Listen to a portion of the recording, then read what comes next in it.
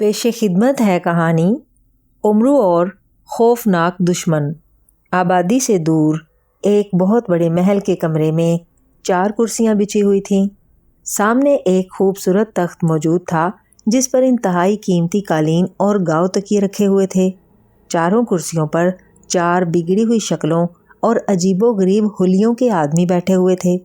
ان سب نے مختلف رنگوں کے بڑے بڑے چوغے پہن رکھے تھے اور ان چوغوں پر کھوپڑی اور ہڈیاں بنی ہوئی تھیں۔ یہ جادوگروں کا مخصوص نشان تھا اور یہ چاروں دنیا کے مشہور جادوگر تھے اور اس وقت جادوگر شہزادے کے حکم پر یہاں اکٹھے ہوئے تھے۔ چند لمحوں بعد ہی ایک خوبصورت نوجوان کمرے میں داخل ہوا۔ اس نے شاہی لباس پہن رکھا تھا۔ نوجوان کو کمرے میں داخل ہوتے دیکھ کر چاروں جادوگر اٹھ کھڑے ہوئے۔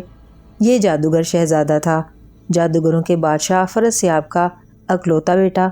جادوگر شہزادہ بڑے اطمینان سے قدم اٹھاتا تخت پر بیٹھ گیا۔ اس کے بیٹھتے ہی چاروں جادوگر بھی اپنی اپنی جگہ پر بیٹھ گئے۔ جادوگروں، ہم نے تمہیں یہاں اس لیے اکٹھا کیا ہے تاکہ امرو عیار کے متعلق تم سے مشورہ کر سکیں۔ جادوگر شہزادے نے بڑے باوقار لہجے میں ان چاروں جادوگروں سے مخاطب ہو کر کہا، امرو عیار کے بارے میں مشورہ؟ تمام جادوگروں نے حیران ہو کر پوچھا۔ ہاں، جادوگر شہنشاہ نے ہمیں ہدایت کی ہے کہ ہم امرو عیار کا خاتمہ کر دیں، کیونکہ امرو عیار جادوگروں کا دشمن ہے۔ اس نے اب تک نہ صرف ہزاروں جادوگروں کو لوٹا ہے بلکہ انہیں ہلاک بھی کر دیا ہے۔ وہ دنیا کا سب سے بڑا عیار ہے۔ جادوگر شہزادے نے تفصیل سے بتاتے ہوئے کہا، ہاں جادوگر شہزادے، ہم نے بھی اس کی شہرت سن رکھی ہے۔ ہمارے لیے کیا حکم ہے؟ تمام جادوگروں نے بیک زبان ہو کر کہا، ہم چاہتے ہیں کہ امرو عیار کو اپنی آنکھوں کے سامنے اس محل میں ہلاک ہوتا دیکھیں۔ بولو، تم کیا کر سکتے ہو؟ جادوگر شہزادے نے کہا، شہزادہ حضور، میں اپنے جادو کے زور سے پلک جھپکنے میں امرو کو یہاں پیش کر سکتا ہوں۔ ایک جادوگر نے جواب دیتے ہوئے کہا، شہزادہ حضور، میں 2 ایسے جادو کے شیر بنا سکتا ہوں جو پلک جھپکنے میں امرو عیار کو کھا جائیں گے۔ دوسرے جادوگر نے کہا، شہزادہ حضور، میں ایک ایسا جادو کا جنگلہ بنا سکتا ہوں جس میں سے امرو عیار کبھی بھی باہر نہ آ سکے گا، چاہے وہ لاکھ کوششیں کیوں نہ کرے۔ تیسرے جادوگر نے جواب دیا، شہزادہ حضور، مجھ میں اتنی طاقت ہے کہ میں امرو عیار کی زنبیل اس سے حاصل کر لوں، کیونکہ مجھے معلوم ہے کہ امرو عیار اسی زنبیل کی وجہ سے ہی تمام جادوگروں کو شکست دے دیتا ہے۔ چوتھے جادوگر نے کہا، بہت خوب، اگر تم ایسا کر گزرے تو مجھے یقین ہے کہ ہم امرو عیار کا خاتمہ کرنے میں کامیاب ہو جائیں گے۔ جادوگر شہزادے نے خوشی سے اچھلتے ہوئے کہا، ہاں جادوگر شہزادہ، اگر ہم سب نے مل کر کوشش کی تب ہی ہم اس خوفناک عیار کا خاتمہ کر سکیں گے۔ چاروں جادوگر نے بیک آواز ہو کر کہا، تو ٹھیک ہے، فیصلہ ہو گیا۔ پہلے کامونا جادوگر جادو کا جنگلہ تیار کرے گا، پھر جاموش جادوگر جادو کے شیر بنائے گا اور آجوگا جادوگر امرو عیار کو جادو کے زور پر یہاں بلائے گا اور آخر میں گلتوش جادوگر اس سے زنبیل چھین لے گا۔ اس طرح امرو عیار کا خاتمہ ہو جائے گا۔ جادوگر شہزادے نے فیصلہ کرتے ہوئے کہا، ہم تیار ہیں شہزادہ حضور۔ چاروں جادوگروں نے کہا۔ پھر جادوگر شہزادہ اٹھ کھڑا ہوا اور اس کے ساتھ ہی چاروں جادوگر بھی اٹھ کر کھڑے ہو گئے اور پھر وہ جادوگر شہزادے کے پیچھے چلتے ہوئے اس کمرے سے نکل کر محل کے بہت بڑے صحن میں آ گئے۔ جادوگر شہزادہ چلتا ہوا محل کے صحن کی دیوار کے قریب آ کر رک گیا۔ یہ کونا جنگلہ بنانے کے لیے ٹھیک رہے گا؟ شہزادے نے محل کے ایک کونے کی طرف اشارہ کرتے ہوئے کہا۔ کامونا جادوگر شہزادے کی بات سنتے ہی تیزی سے آگے بڑھا اور اس نے زور زور سے ہاتھ ہلا کر منتر پڑھنا شروع کر دیا۔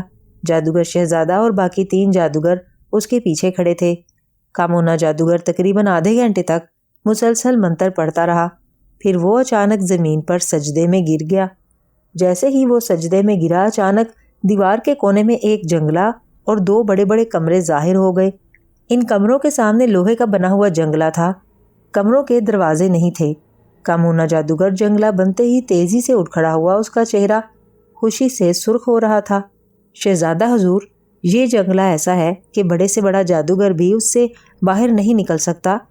امرو عیار کی بھلا کیا حیثیت ہے؟ کامونا جادوگر نے جادوگر شہزادے سے مخاطب ہو کر کہا، ہاں ہم جانتے ہیں، عمرو عیار کی موت کے بعد ایسا جنگلہ بنانے پر ہم تمہیں تمہارا منہ مانگا انعام دیں گے۔ جادوگر شہزادے نے خوشی سے بھرپور لہجے میں کہا اور کامونہ جادوگر خوشی سے اچھلنے لگا۔ جاموش جادوگر، اب تم جادو کے شیر بناؤ، مگر جب تک ہم حکم نہ دیں یہ شیر عمرو عیار پر حملہ نہ کریں۔ جادوگر شہزادے نے جاموش جادوگر سے مخاطب ہو کر کہا۔ حکم کی تعمیل ہوگی شہزادہ حضور، جاموش جادوگر نے آگے بڑھ کر کہا، اور پھر اس نے بھی زور زور سے منتر پڑھنا شروع کر دیا۔ منتر پڑھتے پڑھتے جاموش جادوگر کا منہ سرخ ہو گیا، آنکھیں باہر کو ابل آئیں، اور پھر اس نے اچانک اپنے دونوں ہاتھوں کو زور سے جھٹکا۔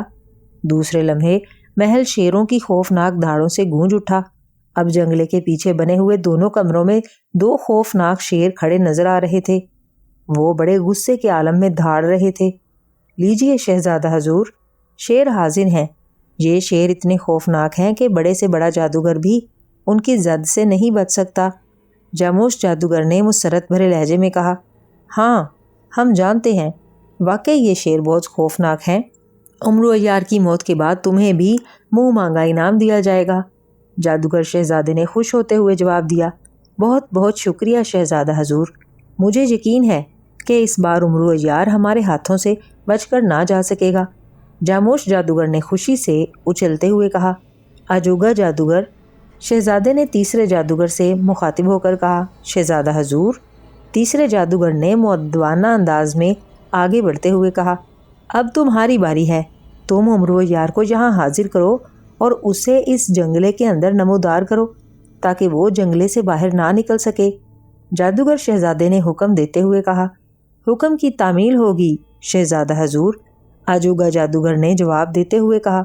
گلتوش جادوگر، جادوگر شہزادے نے چوتھے جادوگر سے مخاطب ہو کر کہا۔ شہزادہ حضور، چوتھے جادوگر نے آگے بڑھتے ہوئے مؤدبانہ لہجے میں کہا۔ اس نے سرخ رنگ کا چگا پہن رکھا تھا۔ گلتوش جادوگر، تم تیار رہنا، جیسے ہی آجوگا جادوگر عمرو عیار کو جنگلے میں لے آئے تم نے فوراً ہی اس کی زنبیل حاصل کر لینی ہے۔ کہیں ایسا نہ ہو کہ تم منتر پڑھتے رہ جاؤ اور عمرو عیار کوئی کام دکھا جائے۔ جادوگر شہزادے نے حکم دیتے ہوئے کہا۔ آپ کے حکم کی تعمیل ہوگی شہزادہ حضور، گلتوش جادوگر نے مؤدبانہ انداز میں جھک کر جواب دیا، اور پھر شہزادے کے اشارے پر آجوگا جادوگر نے تیزی سے منتر پڑھنے شروع کر دیے۔ ادھر گلتوش جادوگر بھی پوری طرح تیار تھا کہ عمرو عیار کے ظاہر ہوتے ہی وہ اس سے زنبیل چھین سکے۔ وہ آگے بڑھ کر جنگلے کے قریب کھڑا ہو گیا۔ آجوگا جادوگر منتر پڑھتا رہا، اور پھر اچانک اس نے اپنا دایاں پیر زور سے زمین پر مارا، اور اسی لمحے جنگلے کے اندر عمرو عیار نمودار ہوا۔ عمرو عیار بڑے حیرت بھرے انداز میں ادھر ادھر دیکھ رہا تھا، جیسے حیران ہو کہ وہ اچانک کہاں آ گیا ہے۔ پھر جیسے ہی عمرو عیار جنگلے کے اندر نمودار ہوا، گلتوش جادوگر نے انتہائی تیزی سے منتر پڑھا اور پھر عمرو عیار پر پھونک دیا۔ اس کے پھونک مارتے ہی عمرو عیار کی بغل میں لٹکی ہوئی زنبیل تیزی سے اس کے بازو سے نکلی، اور پھر اڑتی ہوئی جنگلوں کے سلاخوں کے درمیان سے گزر کر گلتوش جادوگر کے ہاتھ میں آ گئی، جو جنگلے کے قریب ہی کھڑا تھا۔ اسی لمحے کمرے میں موجود دونوں شیر خوفناک آواز میں دھاڑے۔ کک کون ہو تم اور میں کہاں ہوں؟ عمرو عیار نے بوکھلائے ہوئے لہجے میں پوچھا۔ ہم شہنشاہ افراسیاب کے اکلوتے بیٹے شہزادہ کمال ہیں، اور ہمیں شہنشاہ نے حکم دیا ہے کہ ہم تمہیں ہلاک کر دیں، اور دیکھو ہم نے تمہاری موت کا کیسے بندوبست کیا ہے۔ جادوگر شہزادے نے آگے بڑھ کر عمرو عیار سے مخاطب ہوتے ہوئے کہا۔ اچھا تو آپ ہیں شہزادہ کمال، میں نے آپ کی خوبصورتی اور عقل مندی کی بڑی تعریفیں سنی تھی، چلو اچھا ہوا آج آپ سے ملاقات بھی ہو گئی۔ عمرو عیار کے چالاک ذہن نے فوراً ہی اپنے آپ کو سنبھال کر عیاری کی باتیں کرنی شروع کر دیں۔ شہنشاہ نے تمہاری موت کا حکم دے دیا ہے، جادوگر شہزادے نے جواب دیا۔ اچھا تو پھر میری آخری خواہش تو پوری کر لیجئے، عمرو عیار نے کچھ سوچتے ہوئے کہا۔ آخری خواہش؟ ہاں ایسا تو ہو سکتا ہے، مگر شرط یہ ہے کہ تمہاری آخری خواہش ایسی نہ ہو جو تمہیں موت سے بچا سکے، جادوگر شہزادے نے سوچتے ہوئے کہا۔ شہزادہ حضور، اس کی باتوں میں نہ آئیں اور فوراً ہی اسے ہلاک کر دیں، یہ بہت چالاک آدمی ہے، اپنے بچاؤ کا کوئی نہ کوئی راستہ نکال لے گا۔ ایک جادوگر نے فوراً ہی جادوگر شہزادے سے کہا۔ نہیں، ہم اس سے وعدہ کر چکے ہیں کہ اس کی جائز آخری خواہش ضرور پوری کریں گے۔ جادوگر شہزادے نے جواب دیا، تو پھر میری یہ زنبیل واپس کر دیں۔ امرو یار نے کہا، نہیں، یہی زنبیل تو تمہیں بچا لیتی ہے، یہ واپس نہیں ہو سکتی۔ اور کوئی خواہش ہے تو بتاؤ۔ جادوگر شہزادے نے کہا، اچھا تو پھر میری آخری خواہش ہے کہ مجھے عبادت کر لینے کا موقع دیا جائے۔ امرو یار نے عاجزانہ لہجے میں کہا، عبادت؟ وہ کس طرح؟ جادوگر شہزادے نے حیران ہوتے ہوئے کہا، حضور میں مسلمان ہوں، اس لیے ظاہر ہے کہ آخری عبادت کے طور پر میں نماز پڑھوں گا۔ امرو یار نے جواب دیا، چلو ٹھیک ہے، اس میں کوئی حرج نہیں ہے، تم عبادت کر سکتے ہو۔ جادوگر شہزادے نے راضی ہوتے ہوئے کہا، تو پھر مجھے ایک مصلی، ایک پانی کا لوٹا اور ایک تسبیح لا دیجیے تاکہ میں عبادت کر سکوں، مگر شرط یہ ہے کہ چیزیں جادو کی نہ ہو، ورنہ میری عبادت قبول نہ ہوگی۔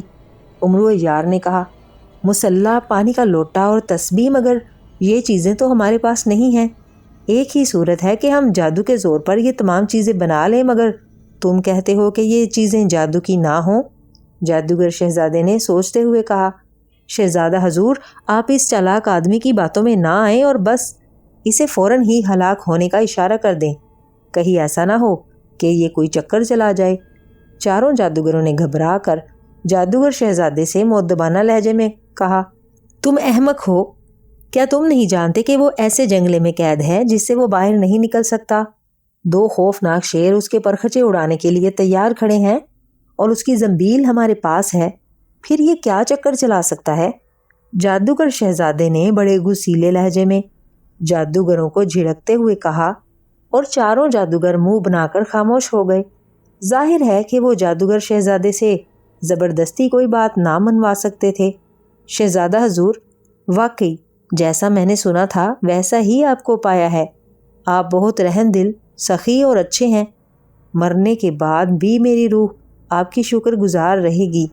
چالاک امرو یار نے جادوگر شہزادے کو اور زیادہ اکساتے ہوئے کہا، تم ان باتوں کو چھوڑو اور یہ بتاؤ کہ یہ چیزیں تمہیں کہاں سے لا کر دی جائیں۔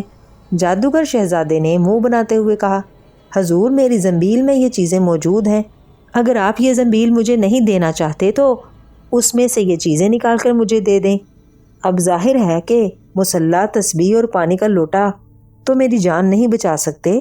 امرو جان نے بڑے معصوم سے لہجے میں کہا، ٹھیک ہے، یہ چیزیں واقعی تمہیں ہمارے ہاتھوں سے نہیں بچا سکتی۔ جادوگر شہزادے نے کہا، اور پھر اس نے ہاتھ میں پکڑی ہوئی زنبیل میں دوسرا ہاتھ ڈالا، اور جب اس کا ہاتھ زنبیل سے باہر آیا تو اس میں ایک مصلی موجود تھا۔ جادوگر شہزادے نے وہ مصلی جنگلے کی سلاخوں کے درمیان سے امرو یار کو پکڑا دیا، پھر اسی طرح تسبیح اور پانی کا بھرا ہوا لوٹا بھی امرو یار کو مل گیا۔ اب امرو یار کی جان میں جان آئی، کیونکہ ان چیزوں کی اہمیت سے وہ اچھی طرح واقف تھا، اور یہ اس کی عیاری تھی کہ اس نے یہ چیزیں جادوگر شہزادے کو چکر دے کر حاصل کر لی تھیں۔ امرو یار نے مصلی زمین پر بچھایا اور تسبیح اس نے گلے میں ڈال لی، اور پھر پانی کا لوٹا اٹھا کر اس نے مصلی کے ارد گرد تھوڑا سا چھڑکا اور خود مصلی کے اوپر چڑھ کر کھڑا ہو گیا۔ اس کے بعد اس نے لوٹے کا پانی ہاتھ پر ڈالا اور اسے پوری قوت سے شیروں کی طرف اچھال دیا۔ پانی کی چھینٹیں جیسے ہی ان شیروں پر پڑیں، دونوں شیروں کے حلق سے دھاڑ نکلی، اور پھر دیکھتے ہی دیکھتے وہ دونوں شیر غائب ہو گئے۔ شیروں کے غائب ہوتے ہی جاموش جادوگر کے منہ سے چیخ نکلی اور پھر وہ زمین پر گر کر تڑپنے لگا، ہائے ہائے، میرا مر گیا، میرا جادو مجھ پر الٹ گیا۔ جاموش جادوگر نے زمین پر تڑپتے ہوئے کہا، اور چند لمحوں میں ہی وہ ساخت ہو گیا۔ شہزادہ جادوگر اور باقی تینوں جادوگر شیروں کو غائب ہوتے اور جاموش جادوگر کو مرتے دیکھ کر بری طرح گھبرا گئے۔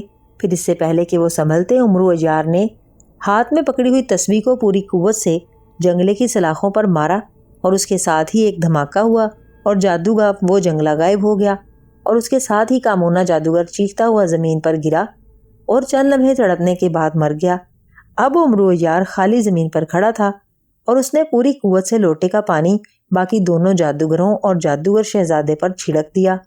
پانی کا اثر باقی دونوں جادوگروں پر تو فوری طور پر ہوا، اور ان کے کپڑوں میں آگ کے شعلے بلند ہوئے، اور وہ چیختے چلاتے زمین پر گرے اور پوری طرح تڑپنے لگے۔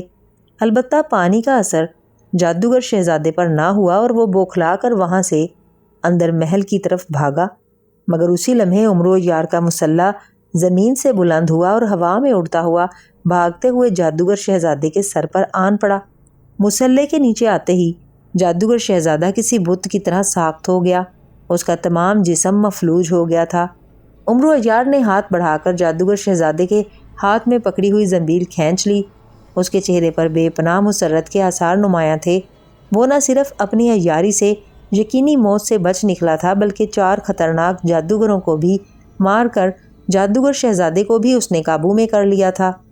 اپنی زنبیل ہاتھ میں لیتے ہی عمرو یار نے انتہائی پھرتی سے اس میں سے ایک رسی نکالی اور پھر رسی کو بے حس و حرکت کھڑے جادوگر شہزادے کی طرف پھینک دیا۔ رسی تیزی سے جادوگر شہزادے کے گرد لپٹتی چلی گئی اور وہ اس میں ایسا بندھ گیا کہ اب حرکت کرنے سے بھی معذور ہو گیا۔ پھر عمرو یار نے اپنا مسلح اس کے سر سے ہٹا لیا اور زمین پر اتار کر اس نے مسلح، تسبیح اور لوٹا دوبارہ زنبیل میں ڈال لیے۔ اب جادوگر شہزادہ بندھا کھڑا تھا۔ مجھے معاف کر دو عمرو یار، میں آئندہ تمہیں کچھ نہ کہوں گا، جادوگر شہزادے نے بڑے عاجزانہ لہجے میں گڑ گڑاتے ہوئے کہا۔ ایک شرط ہے کہ تم اپنی ساری دولت مجھے دے دو، عمرو یار نے مسکراتے ہوئے کہا، اور جادوگر شہزادے نے اپنی جان بچانے کے لیے فوراً ہی حامی بھر لی۔ چنانچہ عمرو یار کے اشارے پر رسی جادوگر شہزادے کی ٹانگوں سے علیحدہ ہو گئی اور پھر شہزادے نے خود ساتھ چل کر محل کی تمام دولت عمرو یار کے حوالے کر دی۔ عمرو یار نے محل میں موجود بے پناہ دولت تیزی سے اپنی زنبیل میں ڈال لی۔ جیسے ہی عمرو یار نے تمام دولت اپنی زنبیل میں ڈالی، اس نے پھرتی سے زنبیل سے خنجر سلیمانی نکالا اور پھر اس سے پہلے کہ شہزادہ سنبھلتا، عمرو یار نے پوری قوت سے خنجر اس کے سینے میں مار دیا اور شہزادہ چیخ مار کر زمین پر گرا اور تڑپنے لگا۔ پھر ایک زوردار دھماکہ ہوا اور ہر طرف دھواں ہی دھواں چھا گیا۔ جب دھواں چھٹا تو سب کچھ غائب ہو چکا تھا، البتہ شہزادے کی تمام دولت عمرو یار کی زنبیل میں موجود تھی۔ عمرو یار خوشی سے اچھلتا ہوا واپس سردار امیر حمزہ کے لشکر کی طرف چل پڑا۔ ختم شد۔ پیش خدمت ہے کہانی عمرو اور ناشتہ ہیرا۔ دروازہ کھٹکھٹانے کی آواز سن کر سوئے ہوئے عمرو یار کی آنکھیں کھلیں اور وہ بے اختیار اٹھ کر بیٹھ گیا۔ دروازہ اتنے زور سے کھٹکھٹایا جا رہا تھا جیسے کوئی قیامت ٹوٹ پڑی ہو یا زلزلہ آ گیا ہو۔ کیا ہوا؟ کون ہے بدتمیز؟ عمرو یار نے غصے سے چیختے ہوئے کہا۔ اچھا، اب میں بدتمیز ہوں؟ دروازہ کھولو، میں دیکھتی ہوں کہ تم نے مجھے کیسے بدتمیز کہا ہے۔ دروازے کے باہر سے عمرو کی ہتھنی جیسی موٹی بیوی چاند تارا کی چیختی ہوئی آواز سنائی دی اور عمرو اس طرح اچھل کر پلنگ سے نیچے اترا جیسے پلنگ پر اسے اچانک کوئی زہریلا سانپ نظر آ گیا ہو۔ ارے ارے نیک بخت، یہ تم ہو؟ اب مجھے کیا معلوم کہ تم صبح صبح اس طرح آ جاؤ گی، عمرو نے بوکھلائے ہوئے انداز میں کہا، اور جلدی سے آگے بڑھ کر اس نے دروازہ کھولا اور سہم کر ایک طرف کھڑا ہو گیا، کیونکہ پوری دنیا میں اگر وہ کسی سے ڈرتا تھا تو صرف اپنی اس موٹی بیوی چاند تارا سے ڈرتا تھا، جسے جب غصہ آ جاتا تو وہ دبلے پتلے عمرو یار کو روئی کی طرح دھنک کر رکھ دیتی تھی، اور اس کے شہتیر جیسے بازو میں اتنی طاقت تھی کہ ایک ہاتھ عمرو کو جب بھی پڑ جاتا تو وہ کئی روز تک بستر پر پڑا ہائے ہائے کرتا رہتا۔ عمرو جو عیار زماں تھا، جو دنیا کے بڑے بڑے جادوگروں کو اپنی عیاری کے جال میں پھنسا کر انہیں ہلاک کر دیتا تھا، اپنی بیوی کے سامنے اس کی عیاری کسی کام نہ آتی تھی، کیونکہ اس کی بیوی نہ صرف بے حد موٹی تھی بلکہ وہ تھی بھی موٹے دماغ کی۔ وہ بس اپنی بات منواتی تھی، عمرو یار کی تو سنتی ہی نہ تھی۔ وہ لاکھ چیختا رہتا، لاکھ سر پٹکتا رہتا، لاکھ عیاری کے جال ڈالتا رہتا، لیکن چاند تارا اس کی کوئی بھی بات نہ سنتی تھی، اور آخرکار عمرو کو وہی کچھ کرنا پڑتا جو چاند تارا چاہتی تھی۔ یہی وجہ تھی کہ عمرو یار اپنی بیوی کے سامنے تھر تھر کانپتا تھا، اور اب صبح صبح جب اس کو اپنی بیوی کی غصے بھری آواز سنائی دی تو اس کی جان ہی نکل گئی۔ تو تم نے مجھے بدتمیز کہا ہے، کیوں؟ بولو، کیوں کہا ہے؟ دروازہ کھلتے ہی چاند تارا نے آندھی اور طوفان کی طرح اندر داخل ہوتے ہوئے کہا، اور دوسرے لمحے اس نے ایک ہاتھ سے عمرو کی دبلی پتلی گردن پکڑی اور عمرو یار کو اس طرح اٹھا کر بستر پر اچھال دیا کہ جیسے وہ انسان کی بجائے کپڑے کا بنا ہوا گڈا ہو، اور عمرو یار دھم سے بستر پر گرا اور پھر اچھل کر دوبارہ فرش پر آ کھڑا ہوا۔ اس کی پگڑی کھل کر اس کے گلے میں آ گری تھی۔ اس کا چہرہ خوف اور تکلیف کی وجہ سے بگڑ گیا تھا۔ مم میں نے تمہیں نیک بخت بھی تو کہا تھا، میں نے ہی کہا تھا، عمرو نے بری طرح بوکھلائے ہوئے لہجے میں اپنے سامنے کھڑی پہاڑ جیسی جسامت والی اپنی بیوی سے کہا۔ عمرو یار اس کے سامنے واقعی اس طرح لگ رہا تھا جیسے بڑے سے تربوز کے سامنے کوئی بھنڈی ہو۔ ہاں واقعی میں نے سنا تھا تم نے مجھے نیک بخت کہا تھا، اور سنو، اگر آئندہ تم نے مجھے بدتمیز کہا تو کچا چبا جاؤں گی۔ اور ہاں سنو، یہ تم دوپہر تک کیوں سوتے رہتے ہو؟ تمہیں معلوم ہے کہ صبح سے میری بہن اپنی سہیلی کو لے کر آئی ہوئی ہے اور وہ تمہارا انتظار کر رہی ہیں، اور تم یہاں گھوڑے بیچ کر سوئے ہوئے ہو۔ چاند تارا نے اس بار نرم لہجے میں کہا۔ اس کی ذہنی رو بدل گئی تھی اور عمرو یار نے بے اختیار اطمینان بھرا سانس لیا اور خدا کا شکر ادا کرنا شروع کر دیا۔ تم جاؤ، میں ابھی سر کے بل آ رہا ہوں، عمرو نے خوش آمدانہ لہجے میں کہا۔ کیوں سر کے بل کیوں چل کر آؤ گے؟ کیا اب تم پیروں پر نہیں چل سکتے؟ چاند تارا نے حیران ہو کر کہا۔ وہ موٹی دماغ کی عورت تھی، وہ بھلا اس محاورے کو کہاں سمجھ سکتی تھی؟ میرا مطلب ہے کہ میں فوراً آ رہا ہوں، عمرو یار نے بوکھلائے ہوئے لہجے میں کہا، کیونکہ اسے خطرہ تھا کہ کہیں چاند تارا کو پھر غصہ نہ آ جائے۔ اچھا تو یوں کہو جلدی آؤ، چاند تارا نے کہا اور مڑ کر جس تیز رفتاری سے آئی تھی اسی تیز رفتاری سے باہر چلی گئی۔ اور عمرو یار نے دل ہی دل میں اللہ تعالیٰ کا شکر اس طرح ادا کیا جیسے کوئی بہت بڑی بلا ٹل گئی ہو، اور پھر وہ کمرے سے نکل کر سیدھا غسل خانے کی طرف بڑھ گیا، کیونکہ اسے معلوم تھا کہ اگر وہ فوراً زنان خانے میں نہ پہنچا تو چاند تارا واپس آ جائے گی، اور پھر عمرو یار چاہے لاکھ سر پیٹتا وہ اسے گردن سے پکڑ کر گھسیٹتی ہوئی اپنی بہن اور سہیلی کے سامنے لے جاتی، اور عمرو یار کی ساری عزت خاک میں مل جاتی۔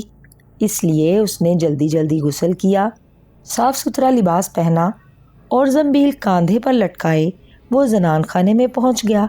چاند ستارہ کی بہن کے ساتھ ایک خوبصورت عورت بیٹھی ہوئی تھی، لیکن اس کے چہرے پر غم کے تاثرات تھے، جیسے اس پر کوئی بہت بڑا ظلم ہوا ہو۔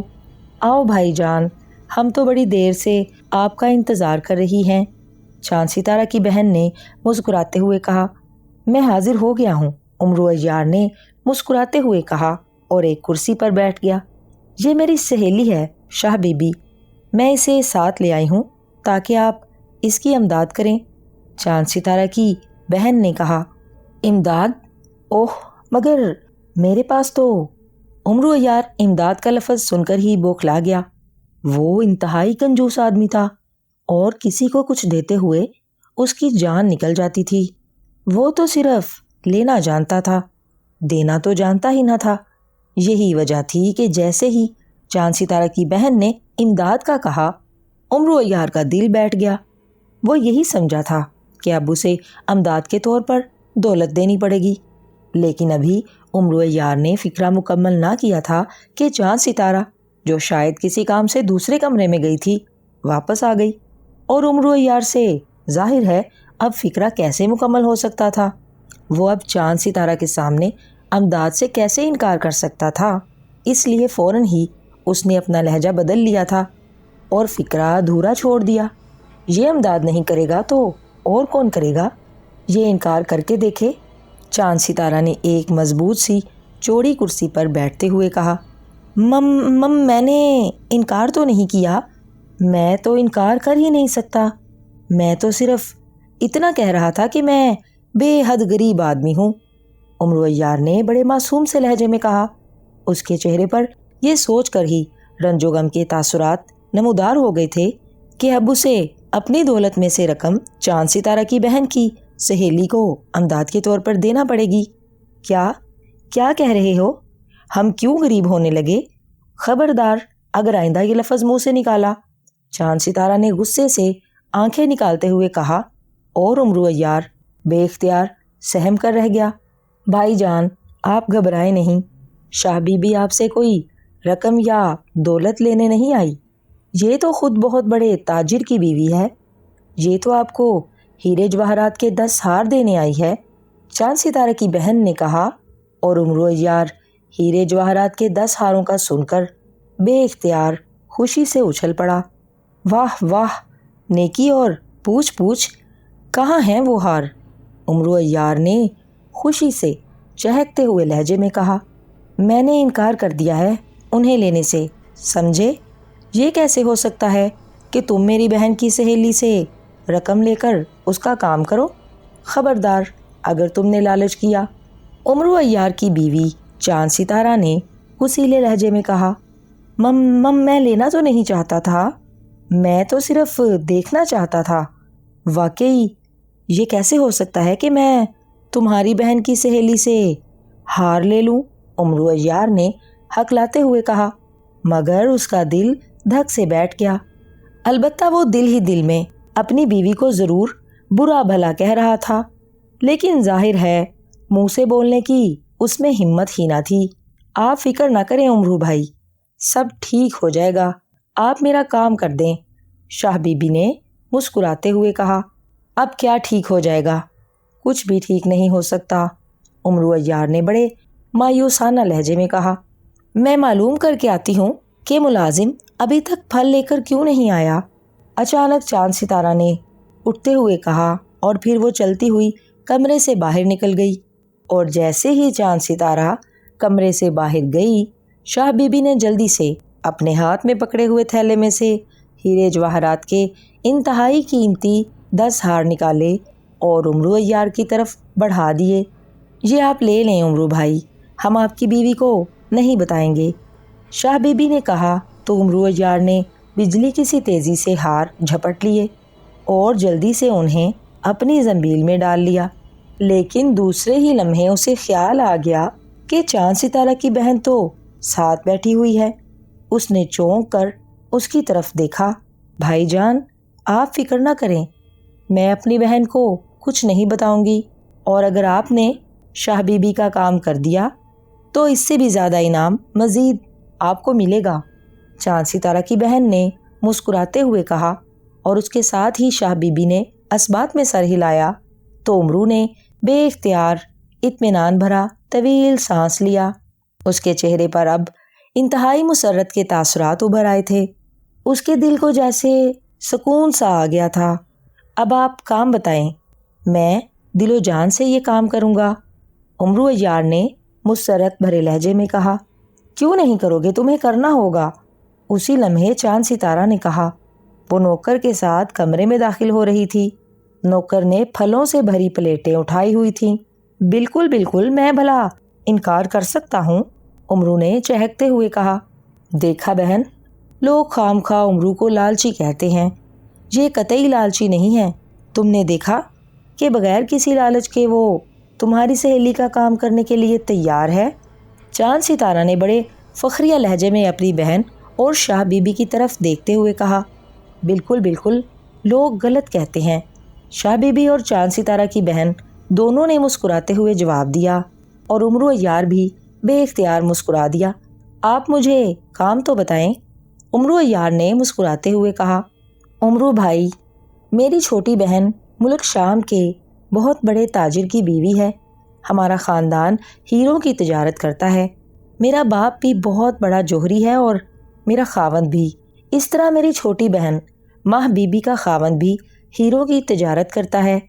ایک بار وہ قافلے کے ساتھ جا رہا تھا کہ ایک جادوگر اسے مل گیا، اس نے ماہ بی بی کے خاوند سے 10 کونوں والے ہیرے کا تقاضا کیا، لیکن میرے بہنوئی نے اسے یہ ہیرا دینے سے انکار کر دیا، کیونکہ یہ ہیرا اس قدر قیمتی تھا کہ وہ اسے شام کے بادشاہ کو دے کر اس سے بہت بڑی جاگیر اور قیمت حاصل کرنا چاہتا تھا۔ میرے بہنوئی کو یہ بھی پتا تھا کہ اس سے ہیرا مانگنے والا جادوگر ہے، لیکن اسے اس بات کی فکر اس لیے نہ تھی کہ ایک بہت بڑے بزرگ نے اسے ایک ایسا تعویذ دیا ہوا تھا جس کی وجہ سے دنیا کا کوئی جادو اس پر اثر نہ کر سکتا تھا۔ اس لیے اس نے جادوگر کی بات نہ مانی۔ جادوگر نے اسے دھمکی دی کہ وہ اس سے اس کا انتقام لے گا۔ چنانچہ جب میرا بہنوئی سفر سے واپس آیا تو ایک رات جب کہ میری بہن ایک تخت نما پلنگ پر بیٹھی ہوئی تھی، وہ جادوگر اچانک نمودار ہوا۔ اس کے ساتھ ایک خوفناک دیو تھا۔ اس دیو نے میرے بہنوئی کے سامنے میری بہن کا تخت نما پلنگ اٹھایا اور اسے لے کر فضا میں اڑ گیا۔ میرا بہنوئی چیخنے لگا تو جادوگر نے اسے بتایا کہ میری بہن ابھی واپس آ جائے گی، اور پھر وہی ہوا۔ تھوڑی دیر بعد دیو میری بہن کو لے کر واپس آ گیا۔ جادوگر نے کہا کہ یہ اس نے صرف دھمکی دی ہے، اگر وہ اسے ہیرا نہ دے گا تو وہ میری بہن کو ہمیشہ کے لیے اڑا کر لے جائے گا۔ لیکن میرا بہنوئی اب بے بس ہو چکا تھا۔ ہیرا اس کے پاس نہ تھا۔ ہیرا اس نے بادشاہ شام کو دے دیا تھا۔ اس نے یہ بات جادوگر کو بتائی، لیکن جادوگر نے کہا کہ اسے معلوم ہے کہ اس نے ہیرا بادشاہ شام کو دے دیا ہے، لیکن چونکہ جادو دیوتا کے قانون کے مطابق اس کا جادو بادشاہ پر نہیں چل سکتا تھا، اس لیے وہ اس سے ہیرا واپس نہیں لے سکتا۔ اس لیے میرا بہنوئی خود جا کر بادشاہ سے ہیرا واپس لایا اور اسے دے دے، وہ 1 ماہ بعد واپس آئے گا، اور اگر اسے ہیرا نہ ملا تو وہ میری بہن کو اٹھا کر لے جائے گا، اور پھر میری بہن کبھی واپس نہ آئے گی۔ یہ دھمکی دے کر وہ جادوگر دیو کے ساتھ واپس چلا گیا۔ میری بہن اور بہنوئی دونوں بے حد پریشان ہوئے۔ ظاہر ہے میرا بہنوئی بادشاہ سے ہیرا واپس نہ مانگ سکتا تھا۔ وہ بادشاہ ہے، میرے بہنوئی کو ہلاک کرا سکتا ہے اور ہمارے سارے خاندان کو تباہ کرا سکتا ہے۔ چنانچہ میرے بہنوئی نے نجومیوں سے بات کی تاکہ اس جادوگر کا پتہ چلایا جا سکے، اور پھر پتہ چلا کہ یہ جادوگر ملک شام سے بہت دور کسی ویران علاقے میں رہتا ہے۔ اس کے قبضے میں ایک دیو ہے، اور یہ دیو بے حد طاقتور ہے۔ یہ اس کے حکم پر انسانوں کو کھا جاتا ہے۔ یہ جادوگر بے حد لالچی ہے، اس لیے وہ ہیرا حاصل کیے بغیر چین سے نہ بیٹھے گا، اور وہ واقعی 1 ماہ بعد میری بہن کو اٹھا کر لے جائے گا اور اسے ہلاک کر دے گا۔ اس پر میرا بہنوئی اور میری بہن بے حد پریشان ہو گئے۔ ہمیں پتہ چلا تو ہم بھی بے حد پریشان ہوئے۔ جادوگر کے آنے کا کوئی پتہ نہیں کہ کس وقت آ جائے۔ چاند ستارہ کی بہن میری سہیلی ہے۔ جب میں نے اسے اپنی پریشانی بتائی تو اس نے آپ کا نام لیا، اور چونکہ آپ کا نام پوری دنیا میں مشہور ہے، اس لیے میں فوراً یہاں آنے کے لیے تیار ہو گئی۔ اب آپ میری بہن کو اس ظالم جادوگر اور اس کے دیو سے بچائیں اور اس جادوگر کو بھی ہلاک کر دیں۔ شاہ بی بی نے کہا، کیا وہ جادوگر بھی دیو کے ساتھ آئے گا ماہ بی بی کو اٹھانے کے لیے؟ امرو نے پوچھا، ہو سکتا ہے ساتھ آئے، اور ہو سکتا ہے کہ وہ اس دیو کو ہی بھیج دے۔ شاہ بی بی نے جواب دیا، آپ فکر نہ کریں، آپ کی بہن کو میں بچاؤں گا اور اس جادوگر کا بھی خاتمہ کر دوں گا۔ آپ مجھے اپنی بہن کا پتہ بتا دیں، میں آج رات ہی روانہ ہو جاتا ہوں۔ امرو عیار نے کہا، اور شاہ بی بی نے اسے پتہ بتا دیا تو امرو ان سے اجازت لے کر اٹھا اور زنان خانے سے باہر آ کر مردان خانے میں اپنے خاص کمرے میں آ گیا۔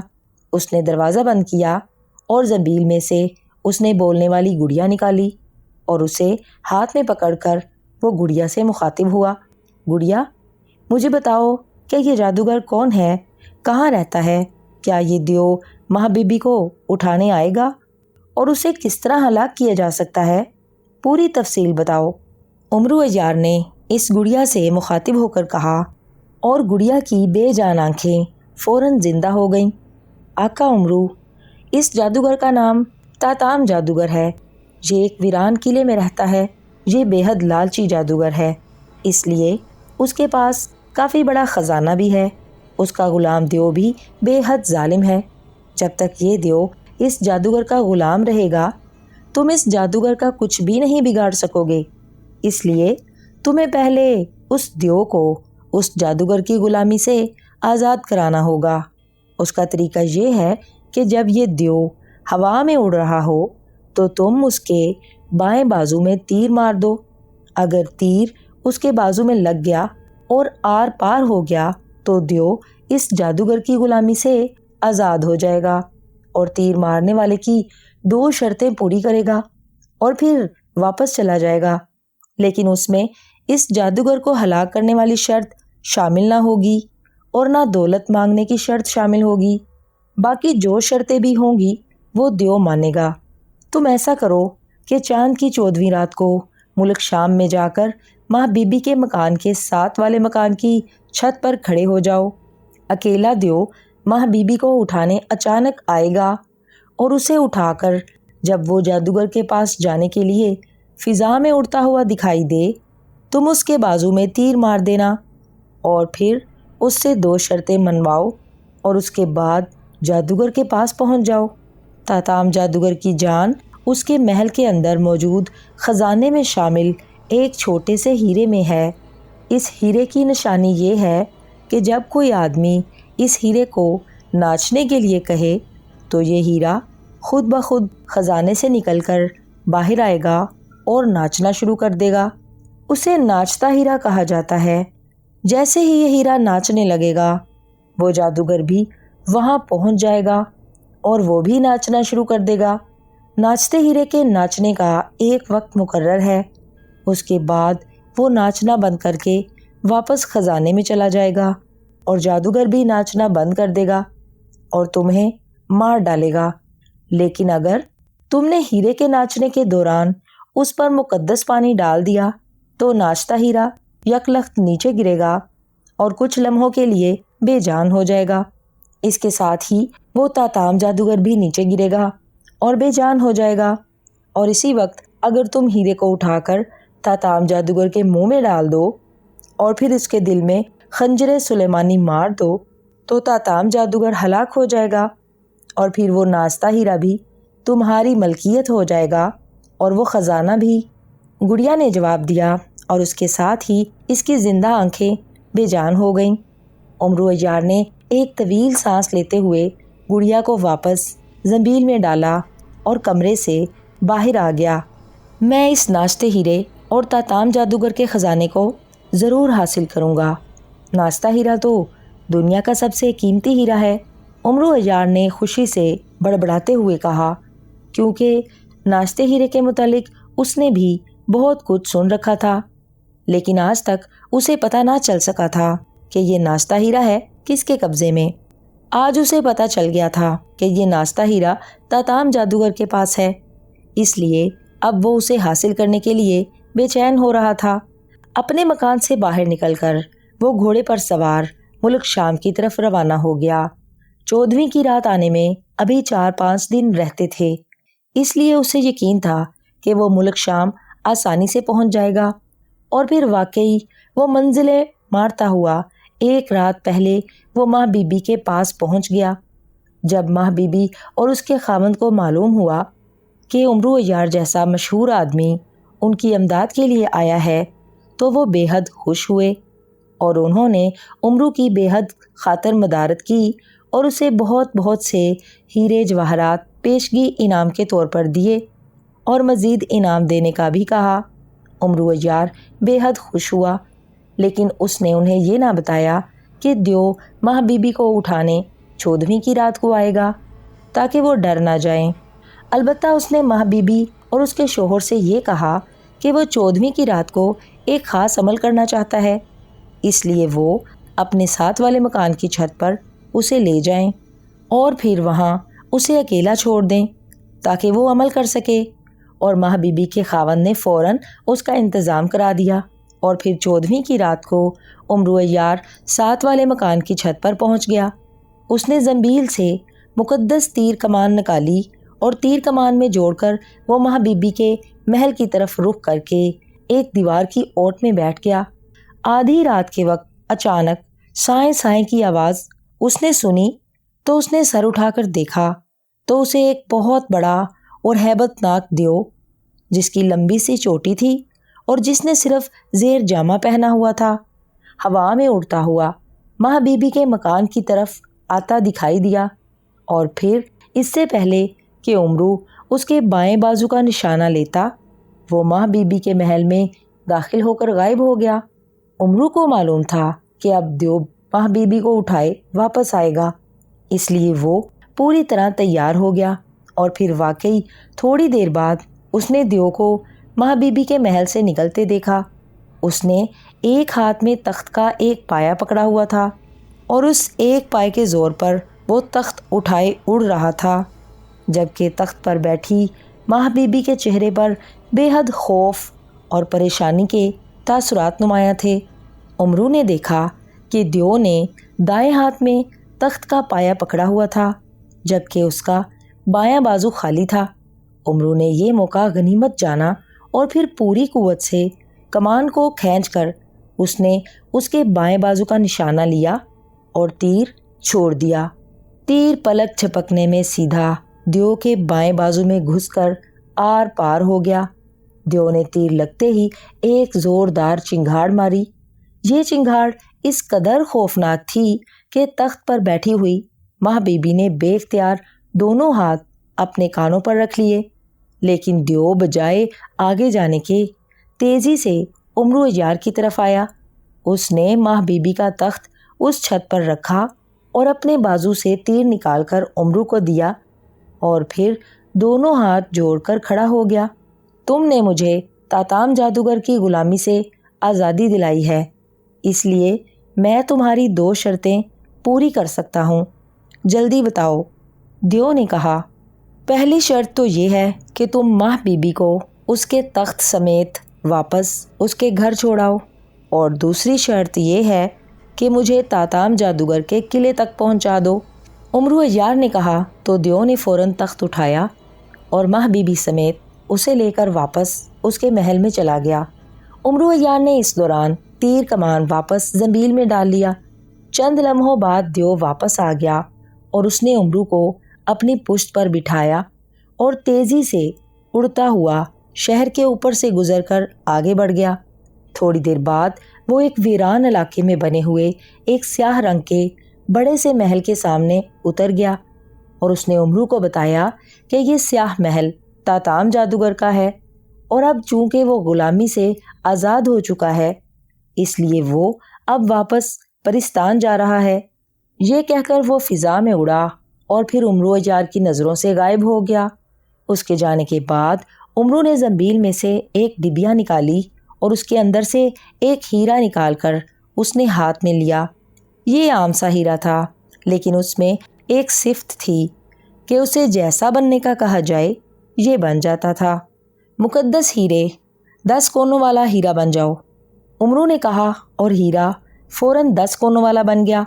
امرو یار نے آگے بڑھ کر محل کے پھاٹک پر زور سے دستک دی۔ دوسرے لمحے پھاٹک کھلا اور ایک ملازم باہر آ گیا۔ وہ حیرت سے امرو یار کو دیکھ رہا تھا۔ اس کے ہاتھ میں ننگی تلوار تھی۔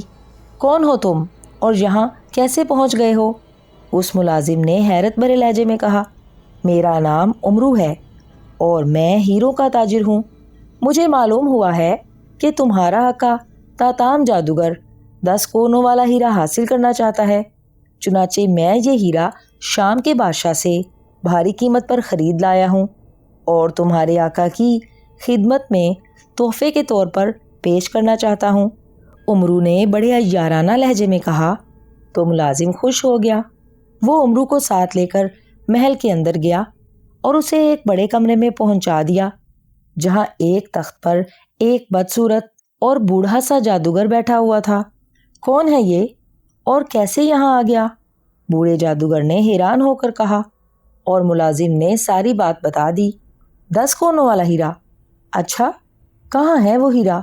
تاتام جادوگر نے چونک کر کہا، اور امرو نے آگے بڑھ کر بڑے مؤدبانہ انداز میں ڈبیا اور اس میں موجود 10 کونوں والا ہیرا تاتام جادوگر کے سامنے رکھ دیا اور ساتھ ہی اسے شاہی سلام بھی کیا۔ اوہ، واقعی یہ تو اصلی 10 کونوں والا ہیرا ہے۔ بہت خوب، تم یہ کہاں سے لے آئے ہو؟ تاتام جادوگر نے ہیرے کو غور سے دیکھتے ہوئے کہا، جناب، مجھے معلوم ہوا تھا کہ آپ اسے حاصل کرنا چاہتے ہیں، اس لیے میں ملک شام کے بادشاہ کے پاس گیا اور اسے بھاری قیمت دے کر اس سے یہ ہیرا حاصل کر لیا، اور اب آپ کو تحفے میں پیش کر رہا ہوں، کیونکہ یہ ہیرا کسی بادشاہ کی بجائے آپ جیسے قدردان کے پاس ہونا چاہیے۔ امرو یار نے بڑے خوش آمدانہ لہجے میں کہا۔ بہت بہت شکریہ امرو تاجر، ہم تمہیں کیا انعام دیں؟ سنو، اس ہیرے کی خاطر تو ہم نے اپنے غلام دیو کو ماہ بی بی کو اٹھانے کے لیے بھیجا ہوا ہے، وہ ابھی واپس آ جائے گا، پھر ہم اسے کہیں گے کہ وہ تمہیں اپنی پشت پر بٹھا کر پوری دنیا کی سیر کرائے، یہ ہماری طرف سے انعام ہوگا۔ کنجوس اور لالچی جادوگر نے کہا۔ وہ ظاہر ہے امرو کو اس ہیرے کی قیمت نہ دینا چاہتا تھا۔ آپ کی مہربانی جناب، لیکن آپ ایک اور مہربانی فرمائیں۔ مجھے معلوم ہوا ہے کہ آپ کے پاس انتہائی قیمتی خزانہ ہے، آپ صرف مجھے اس خزانے کی زیارت کرا دیں۔ امرو عیار نے کہا۔ صرف زیارت تو تم کر سکتے ہو، لیکن تم اس میں سے کچھ لے نہیں سکتے، لالچی تاتام جادوگر نے کہا، اور امرو عیار نے اس بات میں سر ہلا دیا۔ پھر تاتام جادوگر نے 10 کونوں والا ہیرا ڈبیا میں بند کر کے جیب میں رکھا اور تالی بجا کر ایک غلام کو بلا لیا۔ ہمارے مہمان امرو کو ہمارے خزانے کی زیارت کراؤ، ہم یہاں اپنے دیو غلام کی واپسی کا انتظار کر رہے ہیں، تاتام جادوگر نے غلام سے کہا، اور پھر امرو عیار سلام کر کے اس غلام کے ساتھ چلتا ہوا خزانے والے کمرے میں پہنچ گیا۔ واقعی وہاں ایک کونے میں بے شمار ہیرے جواہرات پڑے ہوئے تھے، کافی بڑا خزانہ تھا۔ تم باہر جاؤ، ہم اس خزانے کی اکیلے زیارت کرنا چاہتے ہیں، امرو نے غلام سے کہا۔ جناب اس بات کا خیال رکھیں کہ ان میں سے کسی ہیرے کو ہاتھ نہ لگائیں، ورنہ آپ فوراً ہلاک ہو جائیں گے، غلام نے امرو کو سمجھاتے ہوئے کہا۔ تم فکر نہ کرو، میں جانتا ہوں، میں صرف ان کی زیارت کروں گا اور بس، امرو نے جواب دیا، اور غلام باہر چلا گیا۔ امرو نے زنبیل میں سے ایک شیشی نکال کر ہاتھ میں پکڑ لی۔ اس شیشی میں ایک مقدس چشمے کا پانی تھا، اور پھر وہ خزانے کی طرف دیکھنے لگا۔ ناچتے ہیرے باہر آؤ اور مجھے اپنا ناچ دکھاؤ، امرو نے خزانے کی طرف دیکھتے ہوئے کہا، اور دوسرے لمحے ایک بے حد خوبصورت اور قیمتی ہیرا اچھل کر باہر آیا اور فرش پر خوبصورت انداز میں ناچنے لگا۔ اسی لمحے سائیں کی آواز کے ساتھ ہی تاتام جادوگر بھی وہاں نمودار ہوا اور ہیرے کی طرح تیزی سے ناچنے لگا۔ امرو نے تیزی سے شیشی کا ڈھکن کھولا اور مقدس پانی ناچتے ہیرے پر ڈال دیا۔ ہیرا یک لخت ساخت ہو کر نیچے گر گیا۔ اسی لمحے تاتام جادوگر بھی ایک دھماکے سے نیچے گرا اور ساخت ہو گیا۔